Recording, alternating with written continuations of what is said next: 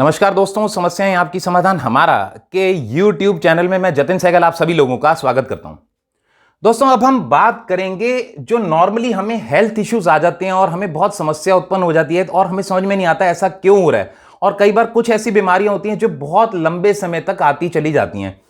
वास्तव में दोस्तों, आप स्वयं कैसे जान सकते हैं उसके बारे में आज मैं आपको बता रहा हूं कि कब आपको हेल्थ इश्यूज आ सकते हैं और आप उसका क्या उपाय कर सकते हैं जिससे कि आपके वो हेल्थ इश्यूज कम रहें, यानी बीमार आप कम पड़ें।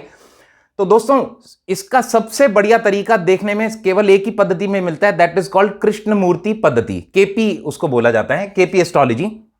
उसमें क्या है, स्टार लॉर्ड सब लॉर्ड कॉम्बिनेशन से हमें पता चल जाता है जो हाउसेज में क्या बता रहा है, यानी कौन सा प्लैनेट जो है, यानी कौन सा ग्रह कौन से नक्षत्र, कौन से उपनक्षत्र या कौन से उपनयन नक्षत्र में बैठा है, तो उसके कॉम्बिनेशन से हमें पता चलता है कि कैसा रहेगा। तो दोस्तों, जब कभी भी आपकी महादशा, अंतरदशा, प्रत्यंतर दशा के अंदर प्लैनेट के अंदर जो कॉम्बिनेशन आएगा उसके अंदर 1 6 8 12 हो, यानी पहला हम खुद होते हैं, छठा घर रोग का होता है, 8वां हिडन छुपी हुई बीमारी का, 12वां उसके ऊपर खर्चे का होता है।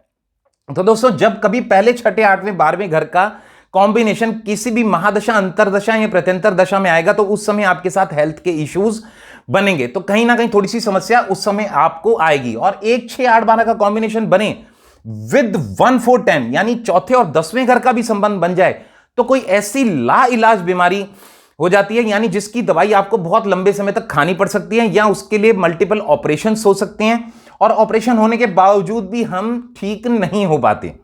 तो दोस्तों, घबराने वाली बात नहीं। जैसा मैंने हमेशा आपको बोला कि एग्जैक्टली क्या होता है कि ज्योतिष कभी डराने के लिए नहीं बनाया गया। मैं एक ही चीज हमेशा से बोलता हूं और हमेशा बोलता रहूंगा कि astrology is a divine science.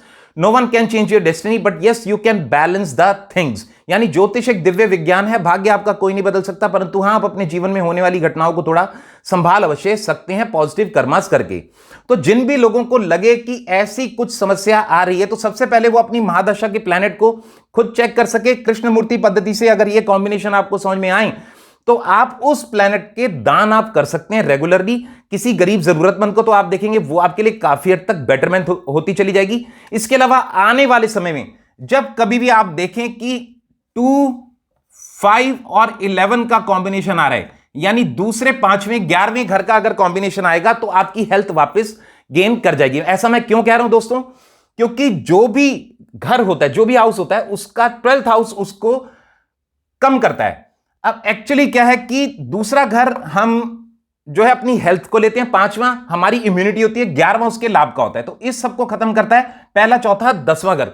तो जब कभी आगे आने वाली अंतर प्रत्यंतर दशा के अंदर 2 5 11 का कॉम्बिनेशन आएगा तो आप बेटर होते चले जाएंगे। इसके अलावा आप अपना चार्ट चेक करा सकते हैं, उससे एक आइडिया लग जाएगा। और अगर जो भी प्लैनेट खराब है उसके अगर आप रेगुलर दान करते चले जाएंगे, यानी जैसे मान लीजिए किसी की सूर्य की महादशा चल रही है तो गेहूं या गुड़ या घड़ी का दान किसी गरीब जरूरतमंद को एवरी संडे करेंगे तो बेटर होगा। इससे इसी प्रकार अगर चंद्रमा की महादशा और उसमें कुछ खराबी है तो आप सोमवार को चावल या दूध का दान करेंगे। ऐसे ही अकॉर्डिंगली सब प्लैनेट्स के डोनेशंस होते हैं, तो अकॉर्डिंगली अगर आप डोनेट करते चले जाएंगे तो आप देखेंगे आपकी हेल्थ में कहीं ना कहीं बेटरमेंट आएगी।